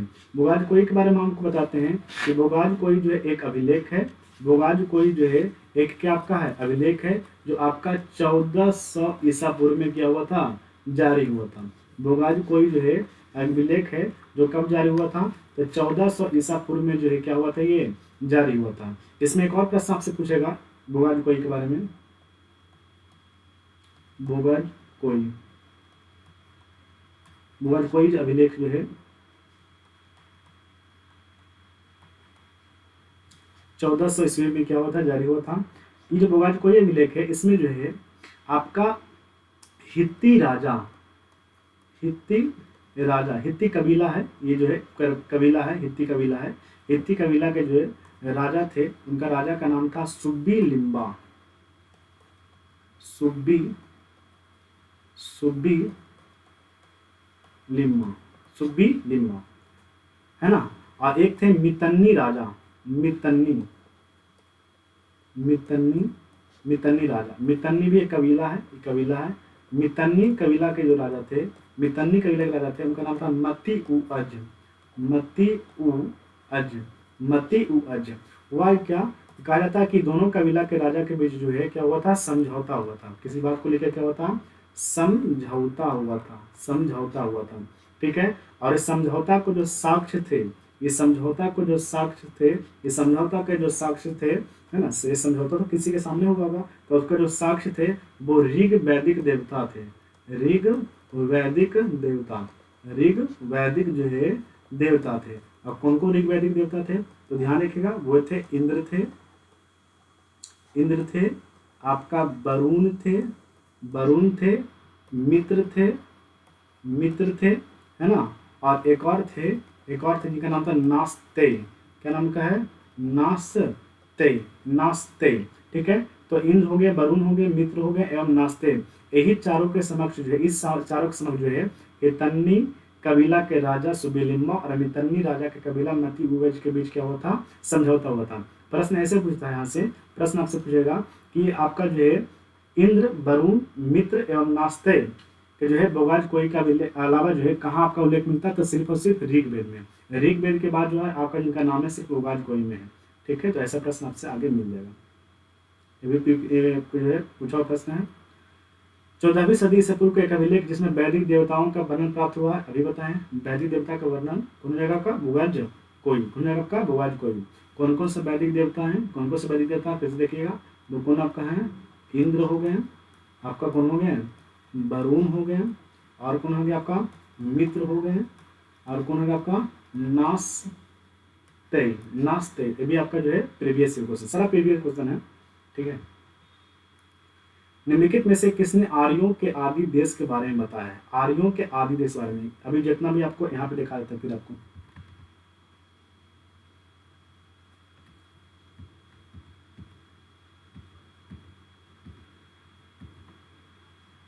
हाँ देखिए, आर्यों के आदि देश के बारे में बताया प्रोफेसर मैक्नोलन, बाल गंगाधर तिलक, दयानंद सरस्वती, पैनका वाहट, है ना, आपका गायल्स हो गए और अविनाश चंद्र दास हो गए। इसके अलावा जो है, इसके अलावा जो है, जब यहाँ पे चेक करिए कि किनका किनका नाम यहाँ पे मिल रहा है आपको, यहाँ पे किनका किनका नाम मिल रहा है। क्या शंकराचार्य के बारे में बताया आपको? नहीं, शंकराचार्य के बारे में नहीं होता। एनिमेशन के बारे में बताया नहीं, विवेकानंद के बारे में बताया नहीं, वो कौन थे? बाल गंगाधर तिलक। और बाल गंगाधर तिलक के बारे में बताया था कि बाल गंगाधर तिलक के द्वारा जो है लिखा गया जो है एक पुस्तक है जिसका क्या नाम था? आपका नाम था the Arctic, the Arctic home of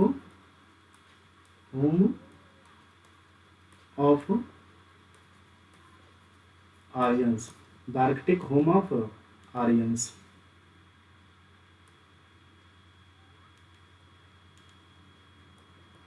the Arctic home of Aryans, ठीक है। चलिए नेक्स्ट प्रश्न है ये। यदि ये सेशन आपको अच्छा लग रहा है तो प्लीज चैनल को सब्सक्राइब कर लीजिए और लाइक का बटन दबाकर जो है अपने दोस्तों के साथ इसको क्या कर लीजिए, शेयर कर लीजिए। उत्तर वैदिक काल में निम्नलिखित में से किनको आर्य संस्कृति का घूर कहा जाता है? घूर घूर घूर समझा जाता था, घूर नहीं, यहाँ पे गलती लिखा हुआ है, घूर नहीं होता था, धूर होता है। क्या होता है? धूर होता है। क्या होता है? धूर। धूर बोलिए, धूर होता है, धूर नहीं धूर होता है। धूर बोल सकते हैं या केंद्र बोल लीजिए, सबसे बढ़िया क्या बोल सकते हैं? केंद्र बोल सकते हैं। तो ध्यान रखिएगा वो है कुरु और पंचाल। क्या हो जाएगा? कुरु और पंचाल। क्यों कहा जाता है? ध्यान रखिएगा, कहा जाता है कि आपका उत्तर वैदिक काल में जो है, उत्तर वैदिक काल, उत्तर वैदिक काल का आपको समय बताए थे, कितना बताए थे 1000 ईसा पूर्व से लेकर आपको बताए थे 600 ईसा पूर्व, 1000 ईसा पूर्व से लेकर 600 से उत्तर वैदिक काल कहते हैं। इस वैदिक काल में जो है आपका क्या होने लगा था, जो आपका जो गांव था वो नगरीकरण हो रहा था, उसका क्या होने लगा था? नगरीकरण होने लगा था। फिर से एक बार हमको समझा देते हैं कि आप पढ़ रहे हैं वैदिक सभ्यता, और वैदिक सभ्यता का जो संस्थापक माना जाता है, वैदिक सभ्यता का जो संस्थापक माना जाता है वो माना जाता है आर्यों को। किसको माना जाता है? आर्यों को। और आर्यों का जो है, आर्यों जो है आपका जो ग्रामीण संबंधित है ना। उसका सभ्यता कैसा था? सभ्यता से पूछेगा कि इसका सभ्यता कैसा था, इसका सभ्यता कैसा था? इसका सभ्यता जो था वो था ग्रामीण। कैसा था आपका? ग्रामीण था। कैसा था? ग्रामीण था। जबकि कल आपका हड़प्पा सभ्यता पढ़े थे, हड़प्पा सभ्यता कैसा था? वो नगरीकरण था। तो आपका जो उत्तर वैदिक काल आते आते जो है इसका भी जो क्या होने लगा था? नगरीकरण होने लगा था। और इसका जो प्रमुख केंद्र बना था वो बना था कुरु एवं पंचाल। कुरु एवं पंचाल। कुरु का राजधानी हम बताते हैं, आपको जो है महाजनपद में पढ़े हुए, कुरु का राजधानी जो होता है वो होता है इंद्रप्रस्थ। और आपका जो पंचाल का राजधानी जो है, पंचाल का राजधानी पूछेगा तो ध्यान रखिएगा, पंचाल का राजधानी होता है अहिच्छत्र। ठीक है। गोत्र शब्द का प्रयोग सबसे पहले किसमें हुआ था? तो ध्यान रखिएगा कि गोत्र शब्द का प्रयोग जो है सबसे पहले हुआ है, वो हुआ है ऋग्वेद में। कहाँ हुआ है? ऋग्वेद में। गोत्र शब्द का प्रयोग सबसे पहले कहाँ हुआ है? ऋग्वेद में। सबका गोत्र अलग अलग होता है। एक ही जाति में जो है गोत्र अलग अलग हो सकता है। एक ही जाति में जो है गोत्र क्या हो सकता है? अलग अलग हो सकता है। ठीक है। गोत्र से एक प्रश्न आएगा आपसे, हम आपको बताते हैं अभी गोत्र से क्या प्रश्न आता है। आपसे प्रश्न कहेगा, समझा देते हैं सिर्फ ऐसे, ध्यान रखिएगा।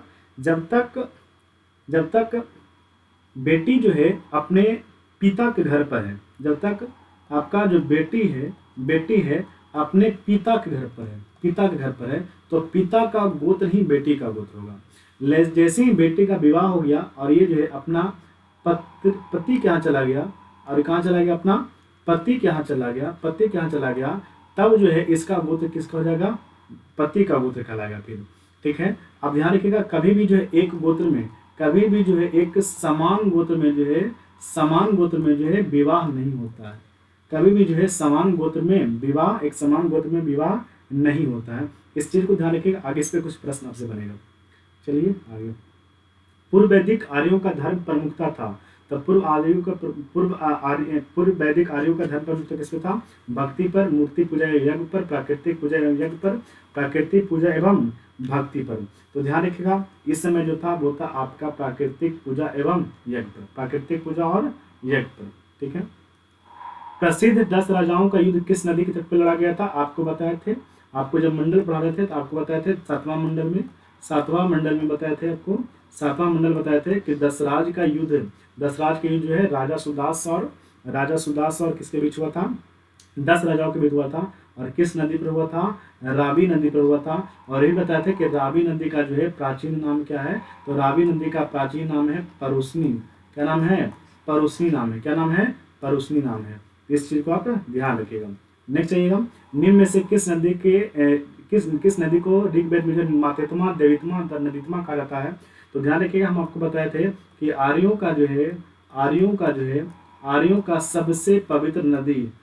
का सबसे पवित्र नदी कौन था? तो वो था सरस्वती। कौन था? सरस्वती था। कौन था आपका? सरस्वती था। और सरस्वती नदी को ही जो है मातेत्मा, देवीत्मा और नदीत्मा का, इसका अर्थ क्या है? माताओं में माता, देवियों में माता और नदियों में माता। किसको मानते हैं? सरस्वती नदी मानते हैं। लेकिन सरस्वती नदी जो क्या हो चुका है? विलुप्त हो चुका है। ठीक है, तो इसका आंसर रहेगा आपका सरस्वती। नहीं चाहिएगा, उस जाति का नाम बतलाइए जो ऋग्वैदिक आर्यों के पंचजन से संबंधित नहीं है। पंचजन से संबंधित नहीं है। ध्यान रखिएगा, कीकट। कौन हो जाएगा आपका? कीकट। क्या हो जाएगा आपका? कीकट। ध्यान रखिएगा, आपका आर्यों का जो समाज रहा है वो आपको क्या रहा है? कबीलाई रहा है। क्या रहा है? कबीला समाज था। आर्यों का जो समाज था वो कैसा समाज था? कबीलाई समाज था, कबीला वाला समाज था। ध्यान रखिएगा, इसका जो कबीला था वो 5 भागों में बटा था। आर्यों का जो कबीला हुआ था वो 5 भागों में बटा हुआ था। अब पांचों का नाम ये देखिएगा, एक का नाम था अनु नाम था, है ना, एक का नाम था द्रोहु नाम था, है ना, और एक का नाम था पुरु। क्या नाम था? पुरु। और एक का नाम था आपका तुवर्स।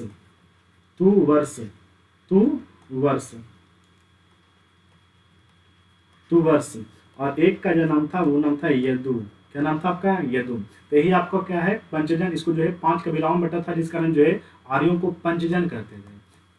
पंचजन आर्यों जो है आर्यों को बोला था पंचजन बोला जाता था। देख लीजिए, इसमें कौन कौन सा है? अनु, है ना, अनु हो जाएगा, द्रोही हो जाएगा, पुरु हो जाएगा, तुवर्स हो जाएगा, यदु हो जाएगा।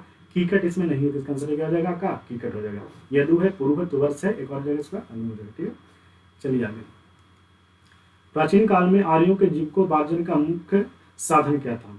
ध्यान रखिएगा, जीविकोपार्जन का जो है मुख्य साधन जो था वो था आपका पशुपालन। ध्यान रखिएगा, इसके कुछ बारे में बताते हैं। आपका आर्यों को लेकर पूछेगा। बोले पशुपालन तो उसमें ऑप्शन नहीं है, तो द्वितीय भी है, कृषि है। इसका आंसर से हो जाते हैं। दूसरे क्या रहेगा आपका? कृषि। आर्यों के बारे में आप ध्यान रखिएगा कि आर्यों का जो है मुख्य व्यवसाय जो था, आर्यों का जो है, आर्यों के बारे में बता रहे हैं कि आर्यों का जो है मुख्य व्यवसाय जो है, मुख्य व्यवसाय, आर्यों का जो मुख्य व्यवसाय था वो था पशुपालन। क्या था आपका? पशुपालन। जो भी बोले ऑप्शन में नहीं है। ठीक है, लेकिन ध्यान रखिएगा, इसका जो है द्वितीय, है ना, इसका जो द्वितीय जो व्यवसाय था वो था कृषि। क्या था आपका? कृषि। ठीक है, उसके बाद ध्यान रखिएगा, आपको प्रिय पशु बताते हैं, लिपि याद रखिएगा वो, है ना, एगो याद रखिएगा लिपि। इसका लिपि कैसा था? ध्यान रखिएगा, इसका जो लिपि था वो था ब्राह्मी लिपि। कैसा लिपि था आपका? ब्राह्मी लिपि था। क्या लिपि था इसका? ब्राह्मी लिपि। बाकी इसका प्रिय पशु आपको बताते हैं, प्रिय पशु कहेगा तो प्रिय पशु जो था वो था गाय। और याद रखिएगा, इसका जो है प्रिय नहीं बोल सकते, इसको उपयोगी पशु पूछेगा, बताइएगा उपयोगी पशु कहेगा तो उपयोगी पशु जो था, इसका जो उपयोगी पशु था वो था घोड़ा। उपयोगी पशु कौन था आपका? घोड़ा था।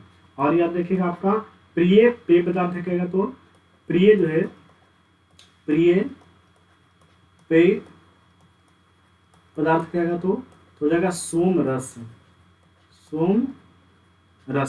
आपसे पूछेगा, इसके बताइएगा इसका सभ्यता कैसा था, इसका सभ्यता कैसा था? इसका सभ्यता था ग्रामीण। क्या था इसका सभ्यता था? वो था आपका ग्रामीण। ठीक है, और याद रखना चाहते हैं, याद रखिएगा इसका समाज कैसा था? समाज कैसा था? इसका समाज था आपका पितृसत्तात्मक, सत्तात्मक। जबकि आपको पढ़ाए थे हड़प्पा में, तो हड़प्पा का समाज कैसा था? हड़प्पा का समाज जो है मातृसत्तात्मक था। बाकी जो इसका आर्यों का जो है प्रिय पशु बता, प्रिय आपका जो आपका नदी बता दिए हैं, किसका जो है पवित्र नदी बता दी है तो सरस्वती हो जाएगा। सबसे उपयोगी नदी बता दी है तो आपका सिंधु जाती, सब सारा चीज बता दिए हैं। आप प्रश्न है प्राचीन काल में आर्यों के जीविकों का मुख्य साधन क्या है? तो ध्यान रखिएगा आपका जो है सबसे मुख्य साधन था वो था आपका पशुपालन। लेकिन द्वितीय कहेगा तो क्या जाएगा आपका कृषि। यदि पशुपालन ऑप्शन नहीं है तो क्या लगेगा आपका कृषि। लिपि कहेगा तो ब्राह्मी हो जाएगा, प्रिय पशु हो जाएगा गाय हो जाएगा, उपयोगी पशु कहेगा घोड़ा हो जाएगा, प्रिय पेय पदार्थ कहेगा तो सोमरस हो जाएगा, सभ्यता कहेगा तो ग्रामीण हो जाएगा, समाज कहेगा तो पितृ सत्तात्मक हो जाएगा। चलिए नेक्स्ट है, ऋग्वेद में उल्लिखित यब जो है किस कृषि उत्पादन हेतु संबंधित है? कुछ शब्द है उसको आप ध्यान रखिएगा। कुछ शब्द हम आपको लिख देते हैं। एक शब्द होता है ब्रीही, एक शब्द होता है आपका ब्रीही, एक शब्द होता है आपका मुगद, ठीक है। एक शब्द होता है आपका यब, और एक शब्द होता है आपका यक्षु नहीं, इछु। ध्यान रखिएगा ब्रीही का अर्थ होता है चावल, ब्रीही का अर्थ होता है चावल, मुगद का अर्थ होता है मूंग, क्या होता है? मूंग। और यब का अर्थ होता है जौ, यब का अर्थ होता है जौ, और इच्छु का अर्थ होता है गन्ना, क्या होता है? गन्ना। ये जो है आपका ऋग्वैदिक शब्द है, क्या शब्द है जिसको आज हम लोग किस रूप में करते हैं? तो पहले चावल को ब्रीही बोलते थे, मूंग को मुगद बोला जाता है, जौ को यब बोला जाता है, गन्ना को इच्छु बोला जाता था। तो यहाँ क्या बोला आपसे? बोला है यब के बारे में। तो यब कौन हो जाएगा आपका? जौ, चना, ब्रीही, गेहूं तो नहीं सीखता है ना, चावल तो हो गया भाई। चलिए आगे, ब्रीही देखिए मिलान करने के लिए आपका आ गया, ठीक है। ब्रीही किसको बोलेंगे? चावल को। ब्रीही किसको बोलेंगे? चावल को। एक का दो, कंसिडर डी। मुगद किसको बोलेंगे? मूंग को। यब किसको बोलेंगे? तो यब जो बोला जाएगा आपका जौ को। इच्छु किसको बोलेंगे? तो इच्छु बोलेंगे आपका गन्ना को। चलिए, राजस्थान में से सभी से पूछा हुआ है। ऋग्वैदिक पन्नी किस वर्ग से संबंधित है? कुछ बात हमको समझिएगा यहाँ से पहले, ध्यान रखिएगा। पन्नी जो है एक व्यापारी था। पन्नी जो है क्या था? एक व्यापारी था। पन्नी जो है एक व्यापारी था। और पन्नी जो पता है, पन्नी जो है, ये पन्नी जो है यह गाय की चोरी के लिए प्रसिद्ध था।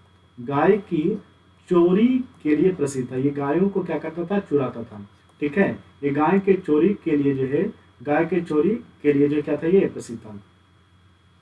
गाय के चोरी के लिए क्या था? ये प्रसिद्ध था, ठीक है। अब ध्यान रखिएगा, गाय की चोरी होता था तो ध्यान रखिएगा आज जो है आप रुपया, पैसा, सोना, चांदी को क्या मानते हैं? अपना धन मानते हैं।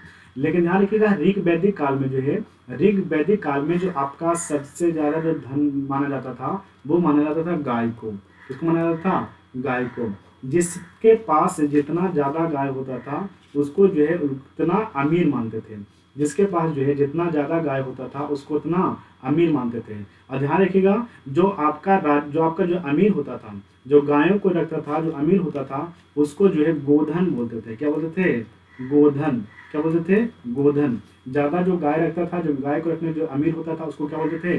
गोधन बोला जाता था। क्या बोला जाता था? आपका गोधन बोला जाता था। और याद रखिएगा इससे गाय संबंधित है, ध्यान रखिए गाय को जो है अघन्य, गाय को जो है अघन्य बोला गया। क्या बोला गया है? अघन्य। अघन्य का अर्थ होता है ना मारने योग्य पशु, ना मारने योग्य पशु। क्या होता है? इसका अर्थ होता है ना मारने योग्य पशु। ध्यान रखिएगा, पता है पहले होता था क्या? पहले जो है यदि किसी गाय को क्या कर देता था? मार देता था। चलिए, किसी व्यक्ति को आप क्या कर दिए? जान मार दिए। किसी व्यक्ति को जो है आप क्या कर दिए? जान मार दिए। तो एक व्यक्ति का जो कीमत होता था, एक व्यक्ति जो कीमत होता था वो 100 गाय के बराबर, 100 गाय के बराबर है। यदि आप किसी की हत्या कर दिए तो आपको 100 गाय उसको क्या करना पड़ेगा? देना पड़ेगा। उसको क्या करना पड़ेगा? देना पड़ेगा। तो एक व्यक्ति के जान की कीमत होता था 100 गाय। और जिस व्यक्ति के पास जितना गाय होता था वो उतना धनवान होता था, वो उतना क्या होता था? धनवान होता था, ठीक है। और आपका जो है आपका उसको जो है जब से सबसे धनवान व्यक्ति, तो इसमें क्या बोलते थे, उसको गोधन बोला जाता था। क्या बोला जाता था आपका? गोधन बोला जाता था। ठीक है। तो यहाँ के बोला पन्नी किस व्यक्ति में थे? तो एक व्यापारी था। ये क्या था? व्यापारी था। ये गायों की चोरी के लिए क्या था? ये प्रसिद्ध था। वैदिक में प्रचलित लोकप्रिय शासन प्रणाली कैसा था? तो ध्यान रखिएगा, ये वंश परंपरागत राजतंत्र था। क्या था ये? वंश परंपरागत राजतंत्र था। वैदिक विभिन्न सभा गांव के व्यवसायिक लोगों की संस्था थी। राज दरबार होता था। मंत्री परिषद थी। राज्य के समस्त लोगों की एक राष्ट्रीय परिषद थी। ध्यान रखिएगा, ये क्या था? ये मंत्री परिषद था। क्या था? मंत्री परिषद था। ध्यान रखिएगा, वैदिक समाज में जो है वैदिक वैदिक ऋग वैदिक यजुर्वेद के जो लोग थे, उस समय के जो लोग थे, है ना, वैदिक युगीन सभा में जो समाज थी, मंत्री परिषद था, उसको रत्नी बोलते थे। उसको जो है रत्नी बोला जाता था। क्या बोला जाता था? रत्नी। उसको क्या बोलते थे? रत्नी बोला जाता था। और इस रत्नी का जो संख्या होता था, इस रत्नी का संख्या याद रखिएगा, इस रत्नी का जो संख्या होता था वो होता था 12। इस रत्नी का जो संख्या होता था वो होता था 12। अरे आज समझिएगा, आज जो हमारा जो देश के प्रधानमंत्री नरेंद्र मोदी हैं, है ना, या हमारे देश के जो राष्ट्रपति जो हैं आपका, सॉरी, हमारे देश के जो राष्ट्रपति जो हैं द्रौपदी मुर्मू जो हैं, उनको जो है सलाह देने के लिए क्या होता है? एक मंत्री परिषद। उनको सलाह देने के लिए क्या है? एक मंत्री परिषद है। ठीक है। तो उनको सलाह देने के लिए एक मंत्री परिषद है। तो ठीक वैसे ही जो है वैदिक समाज में भी जो है राजा को सलाह देने के लिए क्या होता था? मंत्री परिषद होता था। उसको रत्नी बोला जाता था। और उसकी संख्या कितना है? 12। उसकी संख्या कितना है? 12 होता था। ठीक है। चलिए, सबसे प्राचीन कौन कौन सभा होता था? एक होता था सभा होता था, एक समिति होता था, और एक जो है उसको बोलते थे बीदत। क्या बोलते थे? बीदत। और सबसे जो प्राचीन जो होता था सभा है, वो आपका बीदत है। कौन आपका समिति? कौन है आपका? बीदत है। सबसे प्राचीन संस्था क्या है? तो बीदत है। 3 प्रकार का संस्था होता था। सबसे प्राचीन संस्था जो है आपका बीदत है।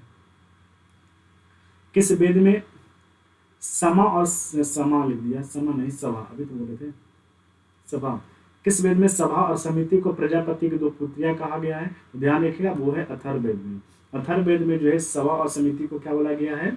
प्रजापति के 2 पुत्री बोला गया। अथर्ववेद के रचयिता बता सकते हैं कि अथर्ववेद जो है किसके द्वारा लिखा गया है? तो ध्यान रखिएगा, अथर्ववेद जो है ऋषि अथर्वा के द्वारा लिखा गया है। ये जो है आपका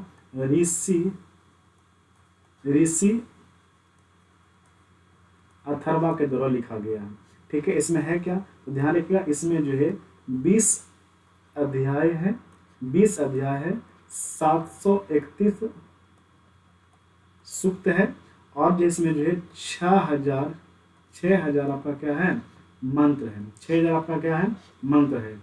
और इसी में जो है सभा और समिति को जो है प्रजापति का क्या बोला गया है ना, प्रजापति की 2 पुत्री के क्या दिया गया है? संज्ञा दिया गया है। चलिए आगे। ऋग वैदिक जनसभा को न्यायिक कार्यों से संबंधित था। तो कौन था वो? तो ध्यान रखिएगा, न्यायिक जन कार्य कहेगा, तो प्राचीन नहीं बोला, न्यायिक जन कार्य कर रहा है, तो वो हो जाएगा आपका सभा।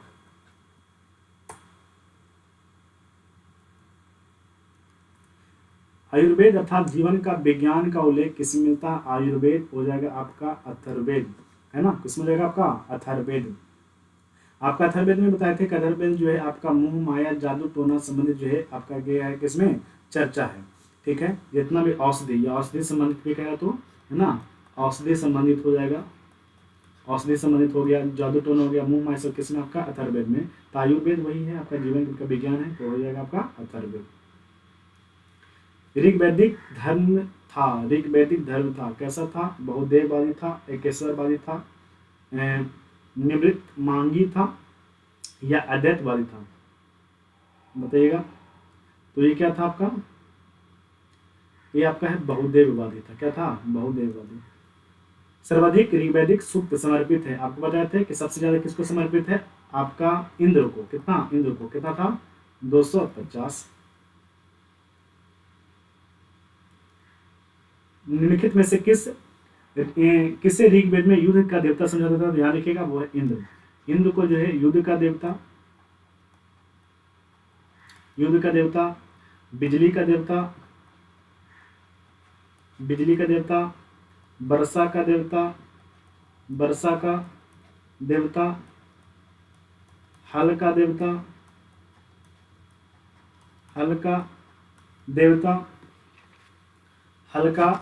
देवता, हल का देवता समझा जाता था इनको। ठीक है, इस चीज को आप ध्यान रखिएगा। नेक्स्ट प्रश्न आइएगा। नेक्स्ट प्रश्न जो है ऋग्वेद में सर्वाधिक संख्या में मंत्र सम्मिलित है। सबसे ज्यादा मंत्र तभी तो बताएं आपको। यदि इंद्र नहीं था तो इंद्र के बाद क्या है आपका अग्नि। अग्नि के लिए कितना 200, कितना है आपका 200। यदि इंद्र रहता तो पहले इंद्र को लगाते कि उसका 250 है। वरुण के लिए बताए थे 30 बताए थे। प्रमुख 3 वो ही ज्यादा इसमें। 800 से 600 ईसा पूर्व के काल को क्या कहता था, ध्यान रखिएगा, उसको बोला जाता था ब्राह्मण युग। क्या बोलते थे, ब्राह्मण युग। 800 से 600 ईसा पूर्व के काल को क्या बोलते थे, ब्राह्मण युग या ब्राह्मण काल बोलते थे। ठीक है। गायत्री मंत्र के नाम से प्रसिद्ध मंत्र सर्वप्रथम किस ग्रंथ में मिलता है, तो गायत्री मंत्र तो बताए थे किसमें है वो, ऋग्वेद में। किसमें है वो, ऋग्वेद में। और ऋग्वेद के कौन सा मंडल में है, तो वह है आपका तीसरा मंडल में। किसमें आपका है, तीसरा मंडल में, तीसरा मंडल में है। ठीक है, तो आज जो है हम लोग 50 क्वेश्चन तक ही करेंगे। और जितना भी हम आपको इसमें बताए हैं सभी को जो है आप एक कॉपी में क्या करेंगे, जितना भी आपको नोट्स हम लिख के बताए हैं सभी को जो है उस क्वेश्चन के नीचे क्या कर लीजिएगा, नोट डाउन कर लीजिएगा। कल का जो आपका 50 क्वेश्चन का जो सेट होगा, कल भी करेंगे हम लोग 50 क्वेश्चन का प्रीवियस करेंगे इसका। कल 50 क्वेश्चन करने वाले 50 क्वेश्चन आज कल करेंगे 50 क्वेश्चन, टोटल 100 क्वेश्चन हो जाएगा, है ना। टोटल कितना हो जाएगा आपका 100 क्वेश्चन हो जाएगा।